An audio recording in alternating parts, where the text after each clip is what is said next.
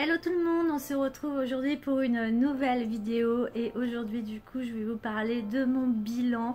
Ça fait un mois que j'ai fait ce livre qui est mon objectif minceur en 12 semaines. Donc si vous n'avez pas suivi les premières vidéos, je vous ai parlé un peu de quels sont les trois types de profils que nous trouvons au niveau de l'alimentaire. On a vu un peu aussi quelles sont les 8 règles d'or.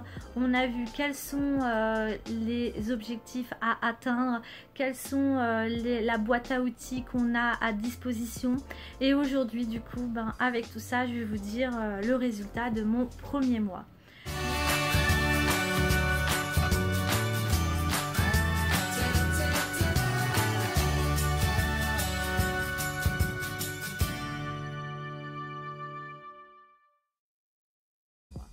Donc mon premier mois a été hyper concluant puisque j'ai perdu l'équivalent de 1 kg. Donc pour moi c'est raisonnable. Peut-être que pour certains c'est pas assez. En fonction de chacun ça va être différent. Puisque j'avais déjà mis en pratique depuis plusieurs mois quelques principes dans ma vie, et là ce qui m'a beaucoup aidé c'est déjà d'avoir des menus tout faits à l'avance. Donc je vous mettrai juste ici un peu les semaines qui se sont écoulées et un peu les idées de menus qu'il y avait sur les pages. Donc mon planning du premier mois, ce que j'ai beaucoup aimé c'est d'avoir c'est comme un bullet journal, donc c'était hyper ludique. Je suis vraiment bien rentrée dans ce journal, j'ai beaucoup aimé. Donc je l'avais fait du 7 au 31 mai, donc c'était au mois de mai que j'avais fait mon premier mois. Après j'ai arrêté et là je vais reprendre bientôt le second mois. Alors pourquoi avoir arrêté, c'est que je vous expliquerai un peu plus tard dans la vidéo. Je me suis retrouvée face à une impasse et je n'avais pas anticipé, et le livre vous dit de vraiment anticiper. Donc pour éviter de faire les mêmes erreurs que moi, je vous invite vraiment à m'écouter et à suivre un maximum de mes conseils. Donc au niveau du sport, j'ai été assez régulière. J'ai fait 3 fois du sport dans les semaines. Chaque semaine j'ai fait 3 fois de sport. Normalement c'est mon maximum que je fais en temps général. Des fois je fais une séance par semaine, mais c'est vraiment très peu. Donc j'essaye, on va dire en moyenne je vais 2 fois à la salle par semaine, et là je suis allée au moins 3 fois. Donc c'était vraiment super. Ensuite, ce qui m'a aidé au niveau du livre, c'est d'avoir pu en amont, déjà comme je vous ai dit, d'avoir tout mon planning à l'avance. Du coup je l'ai réécrit aussi sur la porte de mon frigo. J'ai écrit tout le planning qu'il y avait à faire chaque semaine, comme ça mon mari pouvait suivre aussi avec moi qu'est-ce qu'il allait manger. Donc c'était là-dessus, ça m'a vraiment aidé que quelqu'un ait réfléchi à ma place à ce qu'il fallait que je mange. Je n'avais plus que à acheter la liste de courses. Au niveau du montant de la liste de courses, je suis montée peut-être autour de 100 € à la semaine.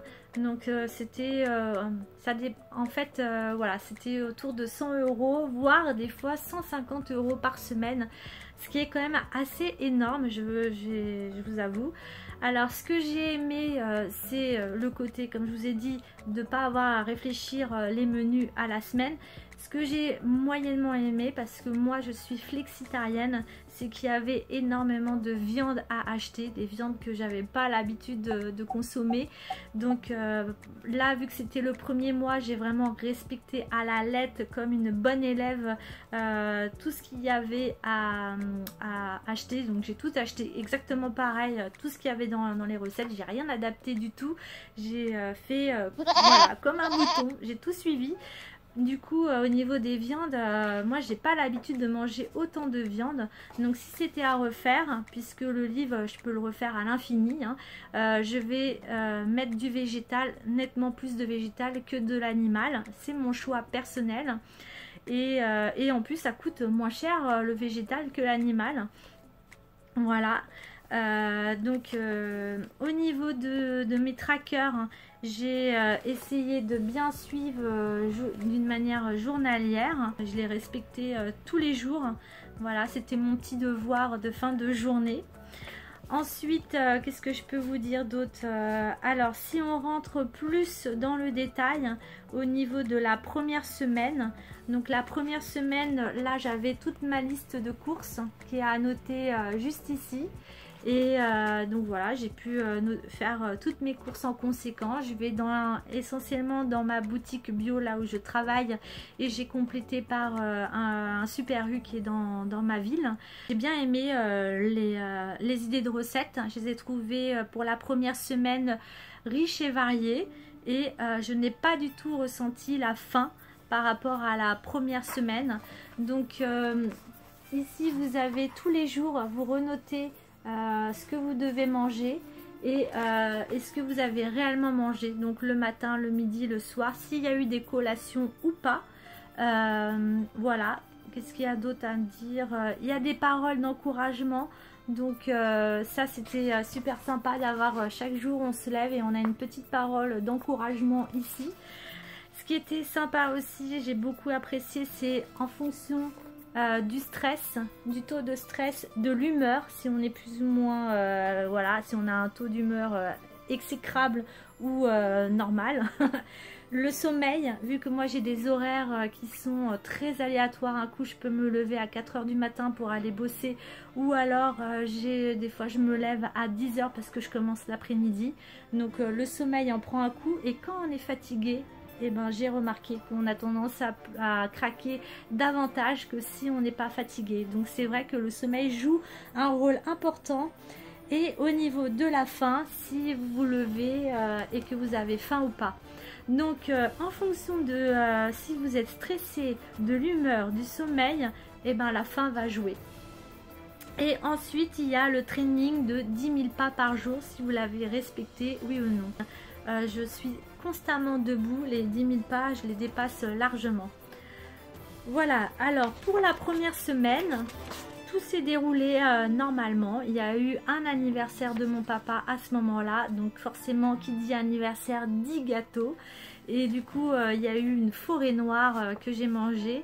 Il y a eu aussi un matin, les collègues sont bien gentils, ils font souvent des petits cadeaux, un café, un croissant. Donc du coup, j'ai eu un croissant aussi dans la semaine qui n'était pas prévu. Et j'ai eu un grignotage dans la nuit, voilà, peut-être lié à l'angoisse de commencer de faire ce rééquilibrage alimentaire. Voilà, ça m'a fait cogiter et du coup, dans la nuit, j'ai mangé. Donc ça, ce sont mes échecs. Mais sinon au niveau des victoires, bon bah j'ai pas eu trop de craquage, j'ai pas trop eu faim non plus, et j'ai suivi le planning à la lettre et j'ai bien anticipé les repas. Au niveau de mon bien-être, comment je me suis sentie, ben, j'étais à l'écoute de mon corps. Et moi je fais attention à mon pipi et à mon caca, et mes selles étaient assez molles, donc ça pour moi c'était un bon indice, c'est à dire que j'ai bien bu et que il se passait quelque chose dans mon corps. La preuve c'est que donc là c'est pas très glamour, mais la première semaine, et ben, le corps il a réagi et j'ai eu un bouton de fièvre et j'ai eu une mauvaise haleine. Donc voilà, il se passait vraiment quelque chose au niveau de mon corps. Donc j'ai tout noté, voilà, par rapport à comment le corps il comment le corps il a réagi. Et ensuite il faut se noter par rapport au bilan de la première semaine, comment on a organisé notre rééquilibrage alimentaire. Il faut se donner un chiffre entre 0 à 10. Moi j'ai mis 7, voilà, je suis pas dans la perfection, mais c'était pas mauvais non plus. Donc voilà, je me suis mis un 7. Ce qui m'a aidé, donc c'était l'organisation des courses dans le frigo. Voilà, j'avais tout acheté pour une semaine. Je savais mon budget, je savais ce que j'allais manger.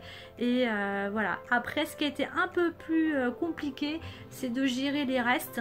Donc à un moment donné, je me suis retrouvée à avoir trop de restes. Et ça, même si on était deux dessus, c'était un peu compliqué à gérer tous les restes, puisque chaque jour il y avait quelque chose de différent. Point à améliorer pour la semaine suivante, c'était de créer des desserts sains avec de l'agar-agar à base de fruits par exemple. Et ce qui a été compliqué, c'était le manque de sucre. J'avais besoin de sucré et depuis j'ai évolué par rapport à ce que je suis en train de dire. Mais voilà, ça a été donc le côté sucré mais à IG bas. Voilà, ça a été le côté voilà, un peu plus compliqué. Donc l'auteur nous dit que dans le bilan, il y a forcément le stress qui va rentrer en compte, puisqu'on commence à quelque chose de nouveau et on va manquer de repères pour la première semaine. Donc voilà, elle nous dit de ne pas nous inquiéter par rapport à tout ça. La deuxième semaine, je faisais donc le vendredi les courses pour la semaine suivante.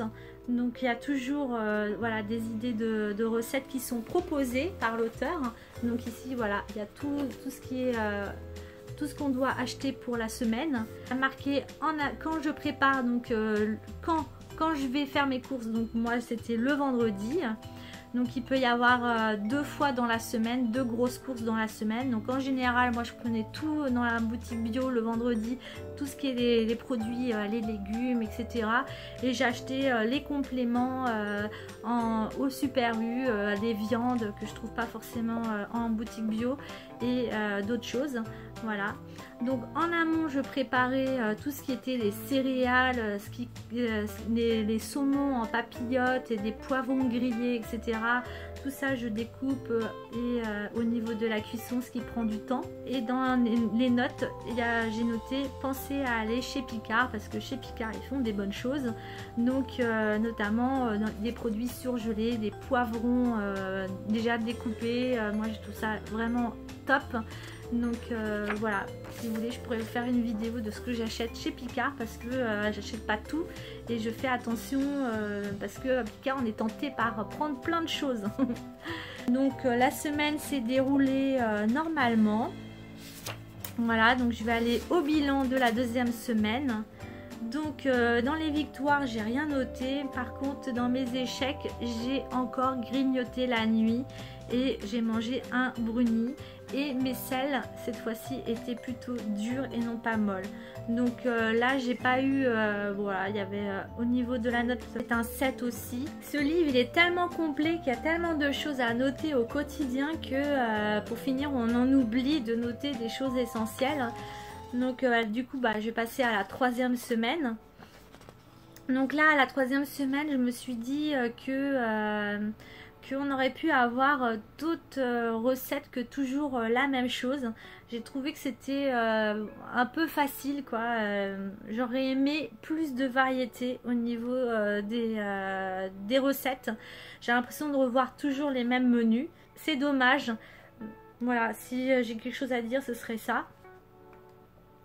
Donc du coup, pareil, quand est-ce qu'on va faire nos courses, quelles sont la liste de courses à avoir en fonction de la semaine par rapport à ce qu'il nous reste dans nos placards. Donc moi je vous dis, ça tournait autour de 100 voire des fois 150 € la semaine. Mais du coup, vu que vous avez un peu de stock à la maison, ça varie de semaine en semaine. Donc là, mes victoires, donc j'ai eu une perte de poids au bout de la troisième semaine, ce qui est totalement, je pense, normal. Et dans mes échecs, j'ai encore eu, parce que mes collègues sont bien sympas, ils m'achètent des croissants sans que je leur demande, donc j'ai encore eu un croissant et voilà, comment dire non face à un croissant. En même temps, j'ai remarqué que j'avais souvent des aigreurs d'estomac après avoir mangé un croissant, donc mon corps... c'est bien, il me dit arrête d'en manger, donc il faut peut-être que je l'écoute un peu. Et du coup, au niveau de mon bilan, j'ai remarqué que c'était bien, que j'étais pas trop affamée grâce aux protéines. Les protéines m'ont vraiment aidé à ne pas tomber dans le grignotage. Et j'ai remarqué que mes selles étaient encore dures, donc il faut que je continue à plus boire d'eau pour aider à bien hydrater mon corps. Ce qui m'a aidé à bien gérer, c'est d'avoir un planning, et ce qui a été compliqué, c'est de faire 2 menus pour moi et pour mon mari, parce qu'on mange pas forcément la même chose, donc c'est dur pour moi d'anticiper à la fois pour moi, à la fois pour mon mari. Alors j'explique pas, ceux qui ont des enfants, ça doit être assez compliqué. 4e semaine, je n'ai rien noté. Je me suis, voilà, j'ai rien noté. J'étais une mauvaise élève là. J'ai rien noté. Mais en tout cas, ce que je peux vous dire, c'est que au moins là, ça a été bien rempli chaque jour. C'est un mandala en fait. Là, ça représente un artichaut. Voilà, c'était un artichaut. Donc, s'il est vert, c'est que vous avez bien respecté en fonction de vos objectifs que chacun a en fonction de son type, si on est gourmand, healthy ou l'anarchique. Donc moi, il était plutôt bien respecté. Et ce qu'il y a d'autre aussi, c'est donc ça c'est bien parce qu'on a une vision du mois. Donc là, ça c'est cool. Et le tracker, alors comment ça se fait qu'il y a des couleurs? C'est que ici on va compter le nombre de points en fonction de tout ce qu'on a fait d'une manière journalière. Donc on a des si ici il n'y a rien, c'est parce que ça, si ici il n'y a rien, c'est en fonction du type de morphologie, du type de personne qu'on est. Si on est une gourmande, healthy ou l'anarchique, on a des objectifs bien différents. Donc moi j'étais ici et du coup je vais commencer à compter mes points, et en fonction de la catégorie où je suis, je vais mettre un vert ou un rouge, et dans les verts il y a plusieurs nuances. Donc c'est pour ça que j'ai un artichaut qui est plutôt vert. Donc ça c'est pas mal, voilà, ça booste au niveau de nos journées. On a envie d'avoir un artichaut vert, donc on fait tout pour l'avoir. Donc mon bilan de ce premier mois, donc j'ai perdu 1 kg comme je vous ai dit, et ça a été super au niveau de pas réfléchir ce qu'on a à manger. Par contre, j'ai trouvé que c'était un peu redondant au niveau des plannings repas. C'était un peu toujours la même chose. Je pense que l'auteur aurait pu faire un effort de varier. On a besoin aussi, nous qui sommes en rééquilibrage alimentaire, des exemples de repas. Donc il y a un peu ce côté, je vous donne et après vous vous débrouillez quoi. Et là encore c'est le premier mois, mais le deuxième mois, c'est pour ça que j'ai arrêté, c'est qu'il n'y a plus du tout de planning. Alors là le deuxième mois, l'objectif du deuxième mois, donc je vous en parle un petit peu dans cette vidéo, mais j'en ferai une autre vidéo plus tard. C'est que vous êtes un peu livré à vous-même. On vous dit d'arrêter le sucre, et au niveau du planning, c'est à vous de faire. Et du coup là j'ai complètement bugué, j'ai séché, et je me suis dit là je suis perdue. Du coup j'ai arrêté de faire ce livre, mais il est en fait il est mis en pause. En plus il y avait les vacances, il y avait mon anniversaire, enfin bref il y avait plein d'événements qui ont fait que j'ai dû arrêter ce livre. Donc il est, je trouve génial, il est super ludique, etc. Si j'avais quelque chose à dire, c'est aidez-nous un peu plus sur 12 semaines, qu'on puisse avoir des plannings sur 12 semaines, parce que c'est ce qu'on a besoin. Je sais qu'il y a un côté d'apprentissage où en gros on vous donne l'exemple et après c'est à vous de vous débrouiller pour que l'oiseau prenne ses ailes. Mais un mois c'est pas assez, on a besoin minimum de 3 mois de suivi pour après enfin prendre son envol. Là voilà, donc du coup j'ai arrêté pour le moment le livre, mais je vais le reprendre plus tard quand j'aurai bien vu toute la notion du sucre. Voilà, cette vidéo est maintenant terminée. J'espère que tu auras appris pas mal de choses. N'hésite pas à me dire en commentaire si tu as suivi ce livre, ce que tu en as pensé, est-ce que tu as les mêmes conclusions que moi, et si tu comptes acheter, parce que je pense qu'il y aura celui de automne-hiver, puisqu'il y a le printemps-été, j'imagine qu'il y aura l'édition automne-hiver. En tout cas, je l'attends avec impatience. Et voilà, on se dit à bientôt pour une prochaine vidéo sur la chaîne, et je pense qu'on va parler un peu plus du sucre. Bisous, bye bye.